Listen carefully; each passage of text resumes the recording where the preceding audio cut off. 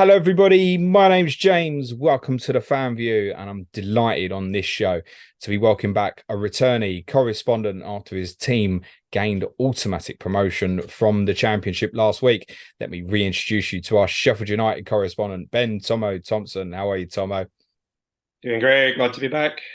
Likewise, mate. How you feeling at the moment with this promotion in the bag, mate? Um, a combination of relieved and ecstatic at the same time. Um, Define those. Ecstatic because you're up. because we're up and I don't have to worry about financials as much Yeah. anymore and about what could come if we didn't get up. And then relieved because it got a little close for a little while. You know, and we're not the most optimistic bunch of fans from stuff in the past, which I feel like that's kind of put to bed now, but there's a lot of pessimism at Sheffield United fans. So, you know, and Middlesbrough pushed us for a while. So What does that pessimism as a Sheffield United fan, where does it stem from? I just think it's just going back for the years growing up, and there was so much heartache from Sheffield United. Always seem, I don't know how many times we've been to Wembley and Millennium Stadium. I think it's seven in my life, and never won. I don't think I think we've won once on the penalty shootout out of like 10. I mean, you're Uh, forgiven for the Manchester City defeat this year, mate. yeah. So, but we've been there a few times, but we've never won in the playoffs. Just usually before Chris Wilder's seasons when he was here, it always kind of was heartache at the last moment. So I think that's kind of where it comes from. You mentioned financials, going to hold it back, but I feel like actually this kind of gets straight back into it. Was the club under a real precarious situation then if it didn't get promotion this year? I absolutely think so. There was a transfer embargo which we lifted, I think, a week ago, 2 weeks ago. Um, and then the uncertainty with all the takeover that's happened over the last 5 or 6 months between Dozy and the Prince, and then your best two assets, and then Dye and Berge on a 1 more year contract. So if we didn't get up, we're losing those They were two, definitely going. maybe maybe at half the price Yeah. they're actually worth. So it's kind of that was kind of where it was at. It was pretty much going to go bust. I mean, pretty much this squad's coming to the end now for a lot of the old OGs on the team. So yeah, relieved. That was the biggest relief I think for most United fans is getting promotion and kind of resetting the club, and hopefully someone will take over. You mentioned obviously Dozy. For those who don't know, Dozy Mmobuosi is a Nigerian businessman who we thought a few months ago was very much on the verge of taking over the club. I think he's already invested, you'd said to me just before we started, 14 million That was already a into reason, the yeah, football club. I think to help with some running costs. Like there are some correct. alarming things about, um, you know, transfer fees owned not being paid on time and delaying. I think the Ryan Brewster Liverpool deal and a payment on that seems to be what caused the actual the embargo on Yeah, transfers, the restriction, which is obviously, as you said, is now gone now. But we believe over the last week, it looks like Dozy's now out of the running to take over the football club. Does it need a new owner? Or obviously Prince Abdullah was owner when you got promoted previously 4 years back. Is it okay to carry on with him, or is this like an unstable period for the Blades where they do need a new owner? so with the Prince, I think the fan base is kind of split with him. Personally, I think he's arguably the best owner we've had for where he took over to where we are now. And really, we've not lost a single player from the team that came down 2 years ago. He's kept Berge and McBurney and Brewster and all those players, and they're all going to be on Premiership wages. So, I mean, that's kind of where the money's coming, right? Is those Premiership wages. Um, I just think he knows he can't take us any further. He doesn't have any more of his own money to put in. So if he's going to be the owner, we're just going to be using the money we make from TV and promotion. So I think he kind of knows he can't take us any further, and he loves football, he loves fantasy football. I think he knows he's took us as far as he can, and he wants the club to progress and obviously cash in on his investment. So Does it mean coming up, if nothing happens in the next couple of months, is the club going to have to be very sensible in the transfer market, therefore? You're not going to be yes, doing like what a Forest did, are you? no, absolutely not. No, I think it's 4 or 5 players tops on a couple of Couple on the free, maybe a couple loans. I don't see us spending a lot of money, honestly. Is it good enough in your instincts right now to stay up next year? I think it depends on how much of this team we keep, right? So, um, like I said, I think the two biggest things for me is Berge and I. We've got to get them on new contracts. That's number one, especially and I, because you know last year his contract, and in my opinion, and I've said this all season, he's been the best player in the championship by quite a way for me. Just He's just unbelievable player. And we had Gibbs White last year, and I thought he was the best player in the league last year, and then Dice took it to a different level this year, in my opinion. Did I see you one night, and I don't know if you'd had a drink, did I see you say one night he was the best player you'd seen play for Sheffield United? Yeah, I still believe that he's the best player I've ever seen, talent Why? wise. What's so good about him? Um, he's extremely skillful, right? But for me, he works his socks off. He chases, he hassles, he hurries, he wins balls. That combination of that, usually you get someone who's skillful, but they don't work as hard as he does. But he just runs and chases and harries people down and steals the ball, and he's always on the front foot. He's so dynamic, and he gets the ball in the field with three players around him, and he wiggles out of it, and, does a half turn, turns them out of the game, and just puts half the team out of the game. It's just you can get something out of nothing. I've never seen anybody for us. Gibbs White was great last year. He was close, but and Endai's better than Gibbs White. I had the pleasure of being at Bramall Lane back in, I want to say early March, where your boys beat my boys in the FA Cup fifth round, and deservedly so on the night. Mm-hmm. What not a lot of people might not know from that night is that your two main men, particularly, obviously didn't start the game. Yeah, And the way it changed visibly when Sanderberg and Ilman and Dyer came on the pitch, it was like the whole crowd sensed it. It was like the best teams on the pitch now, certainly in terms of those two, in terms of capability of yeah, winning the game. And they're absolutely essential, aren't they? Is there any chance yeah, they could still leave this summer if a bid was big enough? I absolutely. guess if you're saying with Ndai has only got 1 year left on his contract, if the club get offered a silly amount of money for him, considering the situation, and we're not saying you're in a position where you can't spend any money this summer, but you're going to have to be prudent, aren't you? Yeah, I think if we get somewhere in that 40 million range, I think we You might could take go. it. I think it'll comes and die. So and die, I think there was links with Everton in January, but he didn't even want to go. So if he wants to stay and sign a contract, sign a 3 year deal, we're about close. But if he doesn't sign that contract, he's got a year left. I think we have to cash in if it comes in that 35, 40 million range, which I don't think is our possibility since Gibbs White went for what 45, I think he went for. So I think it's going to be a similar range, to be honest. Um, Is this team stronger than the team that come up 4 years ago? You mentioned a lot of it's the same. There will be names there that are familiar to people. Your yeah, Baldocs, your Stevens, your Egans, your Bashams, your Norwoods.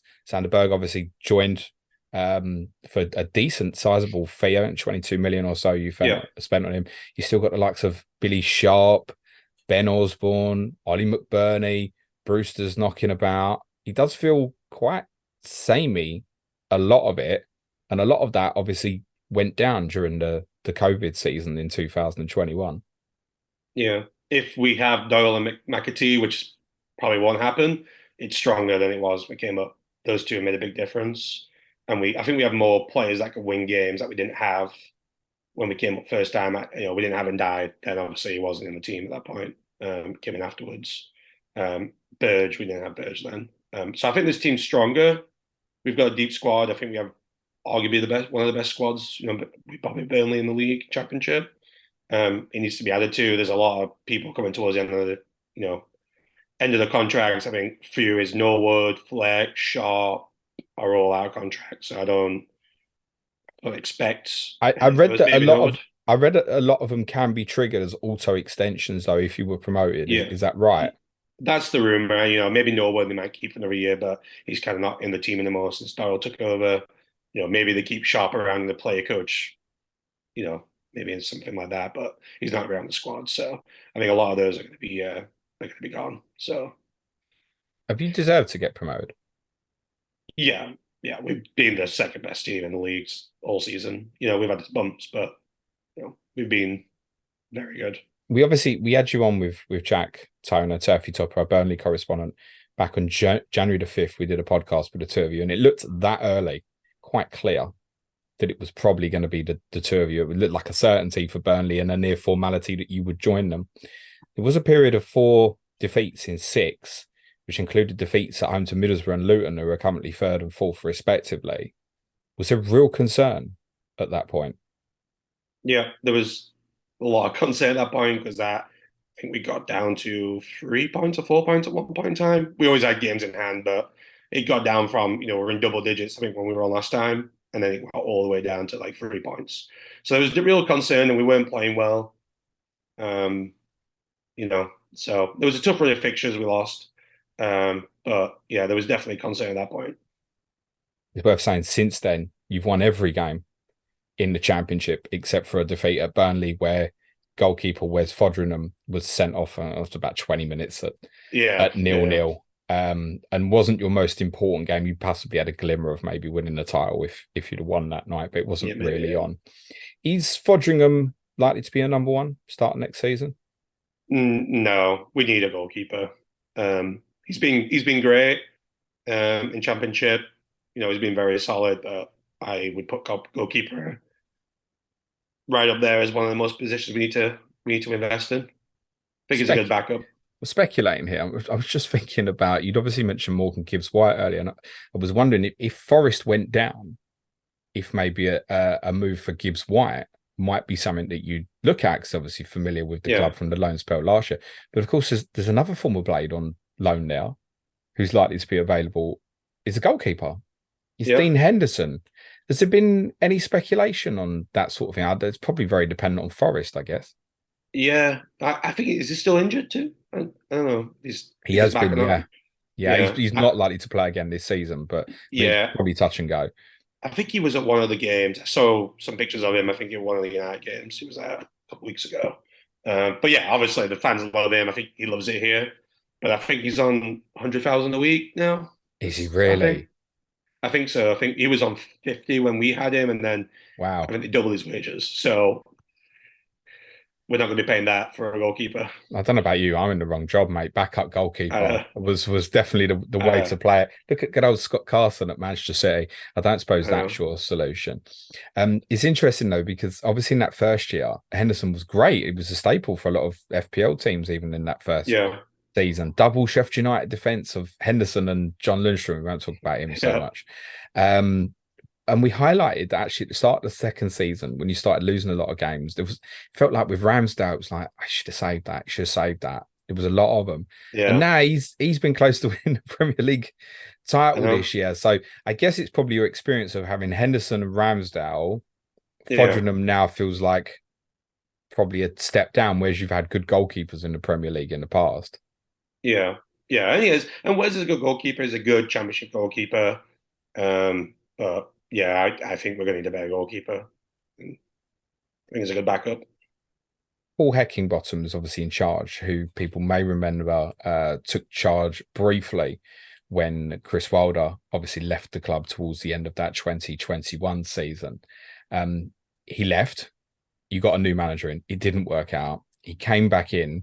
I remember thinking on the outside, bloody hell, that's underwhelming, because you didn't want to appoint him in the summer. He's done a great job, hasn't he? And you'd said previously he's kind of stripped it and gone back to what worked with Chris Wilder. Is that still the case? Yep, it's pretty much the same. The midfield's tweaked a little bit. It's a bit more attacking in the midfield 3. But apart from that, it's pretty much back to normal. Slav changes to a 4. We didn't have any wingers. We couldn't play Slav's formation. And I was very excited when Slav came in, because at Championship level, it doesn't really get better than him on his credentials, but it just didn't work. We didn't have the players, and we basically built the team for Wilder, and then Slav tried to change, it didn't work. So Heckingbottom came back in, went back to what we knew with Wilder and what the players knew, and we just set off like a rocket at that point in time, very similar to what Borough did this year, was his last year. We kind of went from the bottom all the way up to the playoffs, and nearly made it last year. Yeah, you obviously lost to Forest on penalties in that semi-final last year. I think probably would have won the final if you'd have won that semi-final as well. I'm keen to get an understanding of what you think best team would be for sort of day one now, if we just imagine you don't do any transfer business, if you're playing day one next season in the Premier League with no additions, who's starting in the back three? I presume back three we're saying, are we, Tomo? Yeah, yeah. So Anel's going to be playing right centre back. He's basically Basham on steroids. He's unbelievable. Ahmedhodzic, Um, is that the correct pronunciation? Anel Ahmedhodzic, is that the correct pronunciation? yes, yeah. Why did you make me say it twice, Tomo? Yeah, but yeah, we never thought we could replace Basham, but we bought him for 3 million, I believe. Yeah. We bought him for the only business we did really in the summer, and he's been unbelievable. Scored last 2 games. He's a threat. Set pieces. I mean, I don't know if you saw the finish on Wednesday night, kind of the half volley for a defender. A fantastic finish, and he's a threat. He's overlapping. He's very, very good. So he's going to be key for us next season. I want to say it's got 8 attacking returns this season. Yeah, he's been good in Gaffer anyway. I've had him a few. Yes, I pretty much the didn't whole buy him time. this week, despite the double game week. I decided not to, Yeah, because there's been rumours swirling around that his missus was expecting a baby or something. he still is. Yeah. I think it's he missed the game before West Brom, Cardiff game or weekend game. He missed one of those games because they put her in baby, and I don't think she still had the baby yet. So Wow. anyway, he's still playing. He's been very good for us. Egan's gonna stay centre back. Solid as ever. Another good season for him. Maybe something we might want to bring somebody in to compete with him. We've had Jack Robinson at left centre back. It was Reece Norrington-Davis was playing there, but he got a long-term injury. And obviously, Reece Norrington-Davis can play left wing back as well, but he was really making that left centre back his own. I would expect us to buy a left centre back or a wing back, and I could see Norrington-Davis either playing left centre back or wing back. I don't think Lowe is quite up to it. He's been steady. I think he'll be as number 2. We've still got Stevens. I think he's out of contract in the summer, so I think Stevens will leave. Osborne's still around, but yeah, and then it'll be Baldock probably at right wing back. We've also got Bogle, who was very good, but he's kind of petered off, and Baldock's come back into the team and really being the one that pushes along. The last few months, he's been fantastic. He's very good defensively, so I think that's going to be his back 5. I expect us to buy at least 1, maybe 2. Who would you favour left wing back at the moment currently? Currently, if Norrington-Davis is fit, I would probably play Norrington-Davis at left wing back if we buy a left centre back, or Lowe would play a left wing back and Norrington-Davis play a left centre back. Robinson will be back up because Bogle can play either side. Am I right in saying that? Yeah, he's played on the left side a few times, as well. So, but Lowe's played there for the last few months. If Ahmedhodzic is 4.5 and you've got decent fixtures at the start of the season, people are going to want some of that, aren't they? Being serious. Yeah, absolutely. They're going to fucking price him at 5, aren't they? Probably. he will not be 4.0. I can guarantee that now. No, yeah, he's got 6 goals and 2 assists, I want to say, from 32 starts, I think.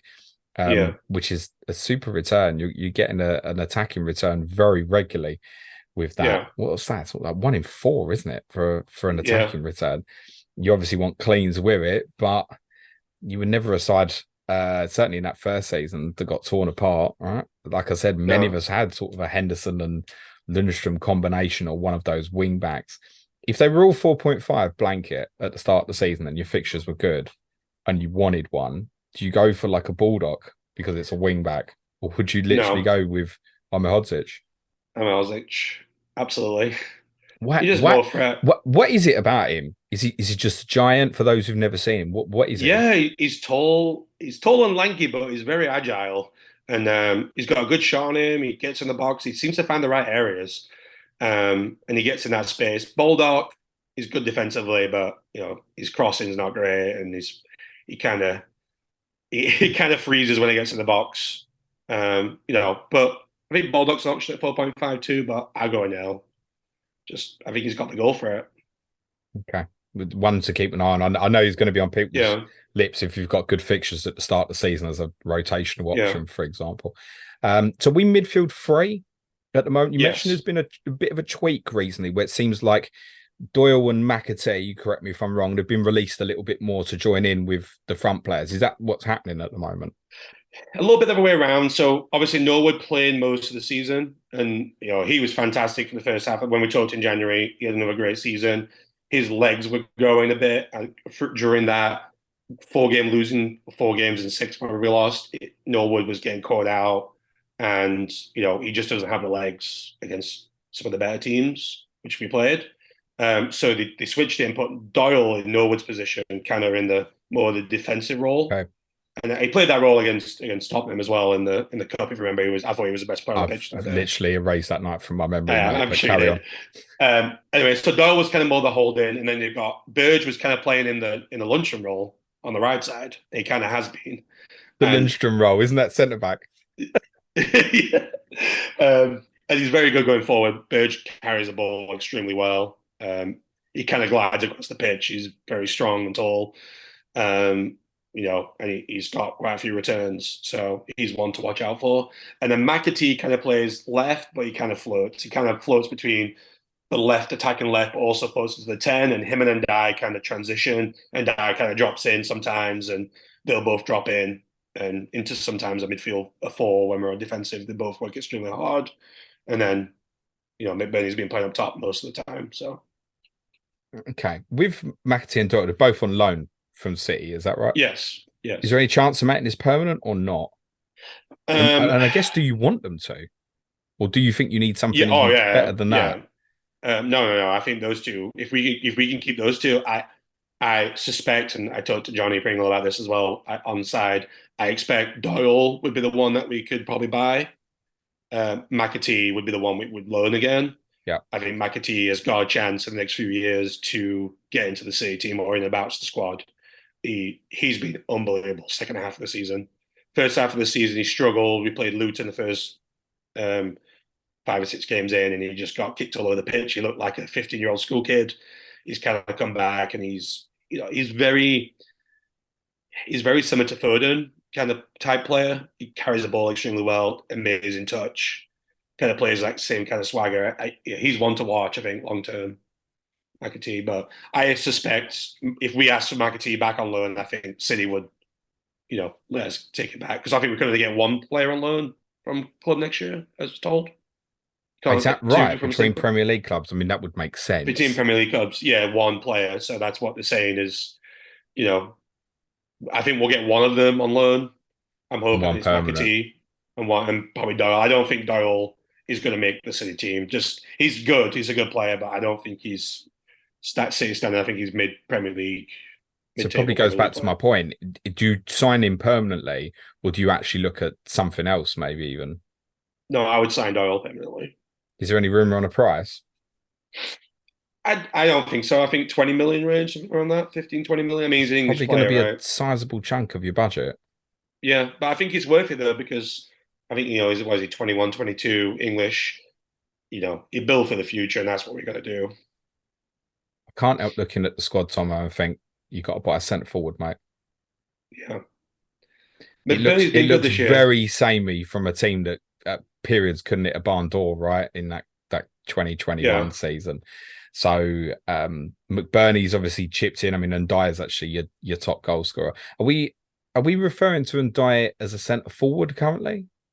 Is that what he's not really a classify him as, or he's more like a number 10, but he kind of just plays all over. He plays wide. He just floats. He's kind of a free roll, but he plays right off the striker basically.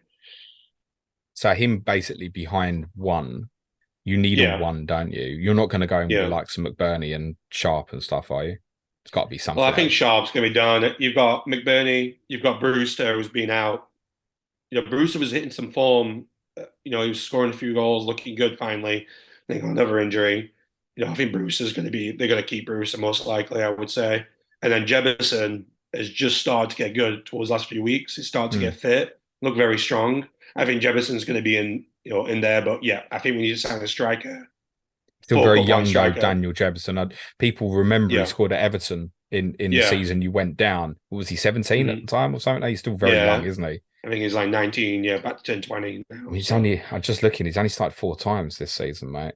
Yeah, he So had some injury problems as well. But I think those three, and then we need a striker. We've got to, if we're spending us money, we need to go get a striker that's going to get us 15 goals. That's key for us. I don't know who that is, but Dominic Calvert-Lewin back. maybe Oh, probably a lot of Everton money. fans are going to come for me, aren't they? Do you think that you're probably going to have to work quite late in the loan market because of Yeah, I think that's certain? going to happen again. Not saying we have to clarify this. We're not saying restrictions in Sheffield United can't spend, but I think if the club were to do what say Forest have done and then go back down like hella, oh my god, I don't want basically, to do isn't it? that.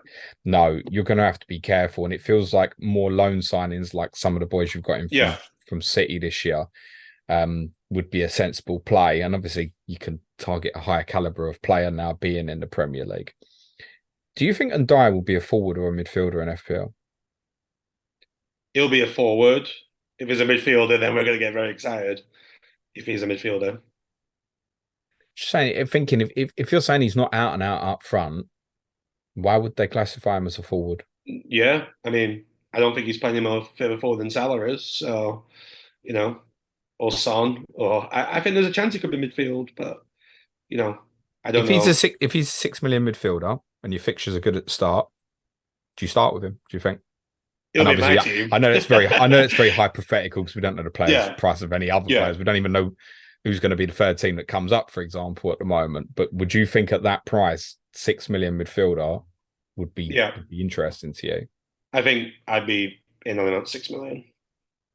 I'm biased, obviously, but you know, Yeah, I'm just thinking. I know obviously Fulham bought Pereira, but I want to say maybe that's what Harry Wilson came in at, who obviously had a very good yeah, season in the Championship last year with Fulham. And I think in terms of attacking numbers, probably quite similar to yeah, Ndai in terms of actual output. I'm not comparing them as yeah. players.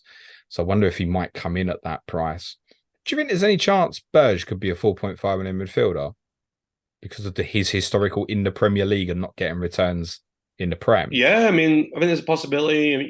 He's always kind of got labeled as a defensive midfielder. When we first signed him, he kind of played in that holding role, but his best position is going forward in that, like I said, just like Lundstrom role, where, on the counter, getting forward, he could be one to watch too. Like if he comes in 4.5, I think he'd definitely be on my radar as well. Yeah, I don't know. 11 attacking returns this season. It's not bad. Yeah, he scored a few last few weeks as well. I think Um, the way you defined him was absolutely right when you said that he kind of glides across the pitch. 100% yeah, agree with that. Yeah, yeah, he really does stand out for you. I think he's a very, very good player. And it's another one. yeah. What's his contract situation? Has he got more than a One year to more go? year. Yeah, Same. one more year. I think he's got a £30 million clause. So, because that's what we're holding out for in January, and didn't get it. That's why they kept him.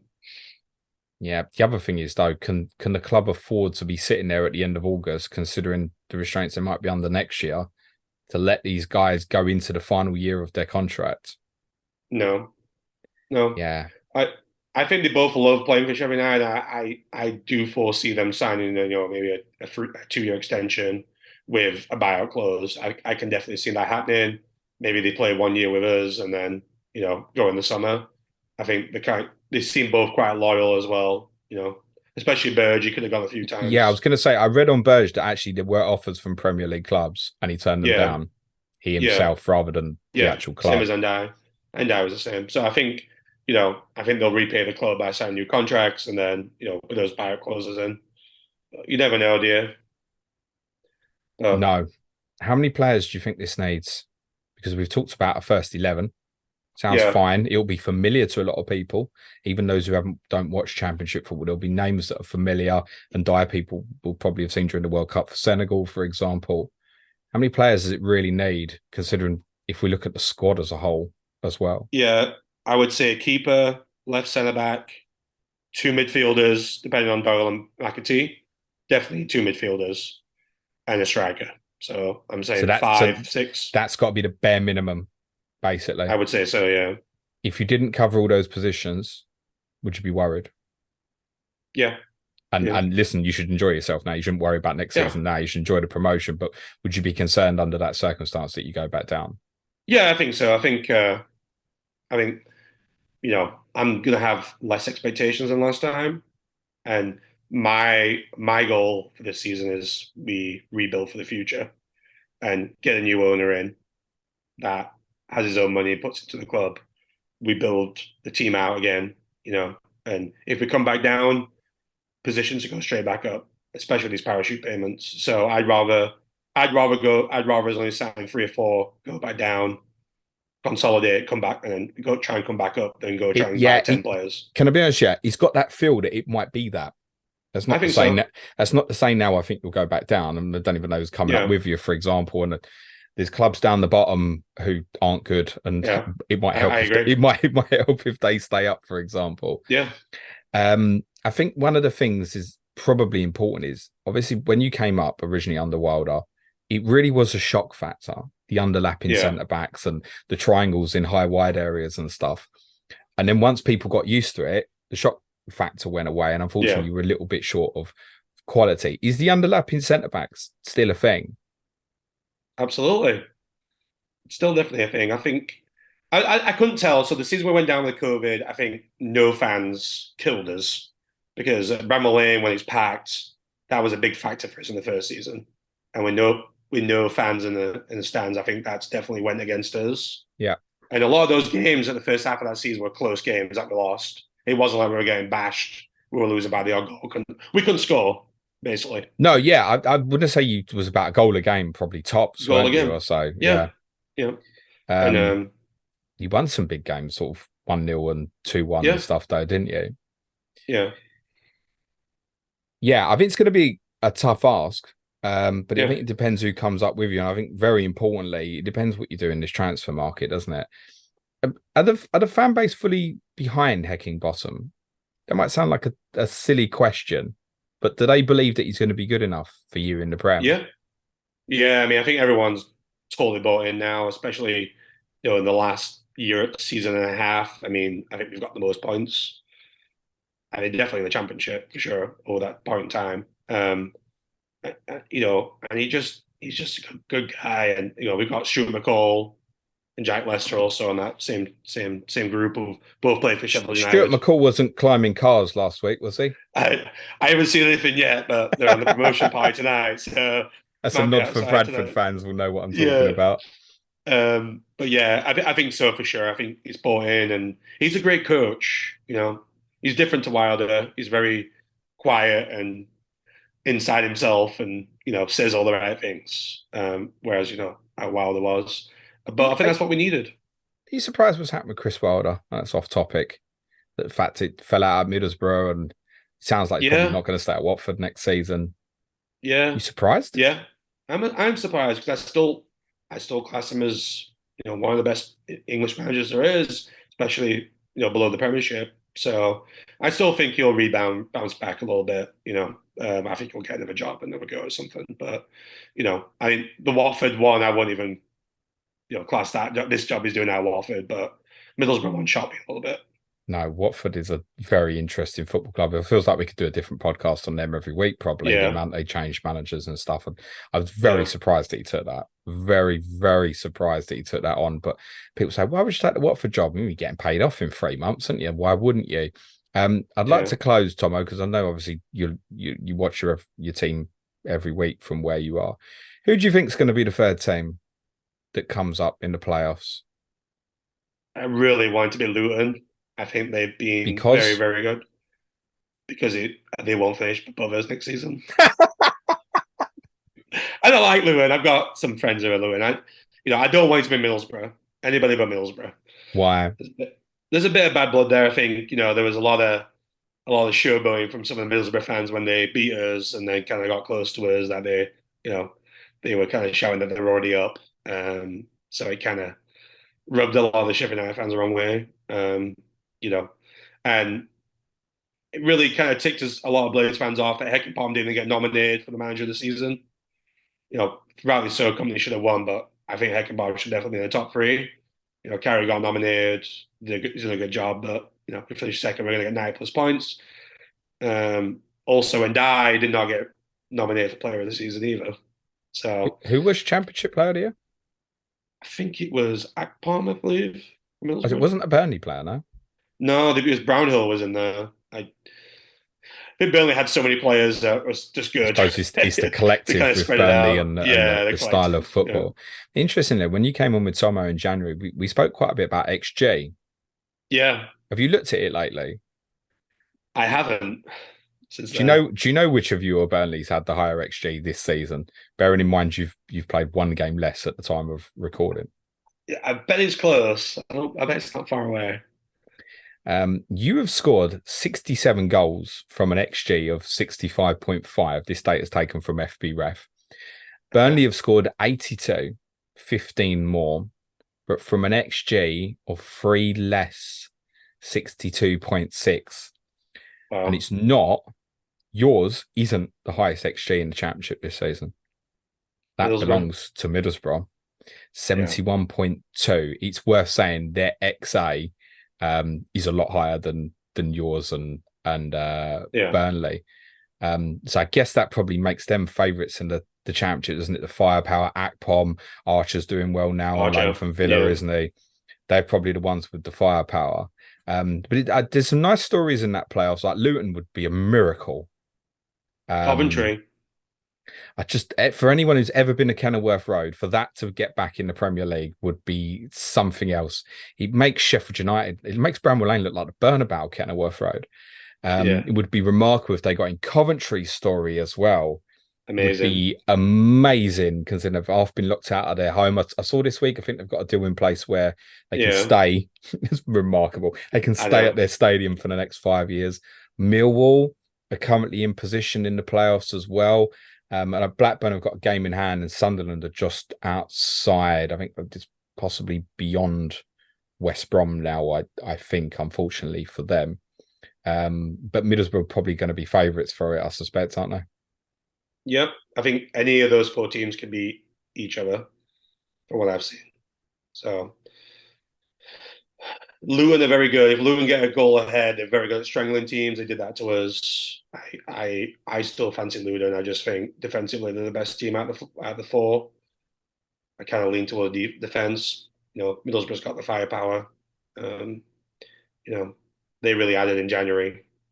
Yeah, it just Luton defensively have conceded less than a goal a game. So I mean, Burnley have conceded 34, yourselves 36, Luton 38, Middlesbrough 54. That's what I'm saying. Yeah. We should note with Middlesbrough that obviously Michael Carrick came in during the season, and I think they were in the bottom three when Yeah. he took over, which was quite similar to what happened with Cooper at Nottingham Forest, actually. So I think they'll probably be favourites. But yeah, the playoffs will be really interesting this year, actually. But Tomo, very, very big congratulations and a welcome back to you. We will certainly speak to you correspondent week, which I think we've penciled in is going to probably be the first week of August. Where can everyone follow you on the bird at, my friend? FPL Blade. Good stuff, mate. Enjoy your summer. Many congratulations to yourself and to other Sheffield United fans. Serge will be back with me tomorrow for the Game Week 33 review podcast. Just leaves me to say thank you again so much to Tomo. Cue music, please, man child.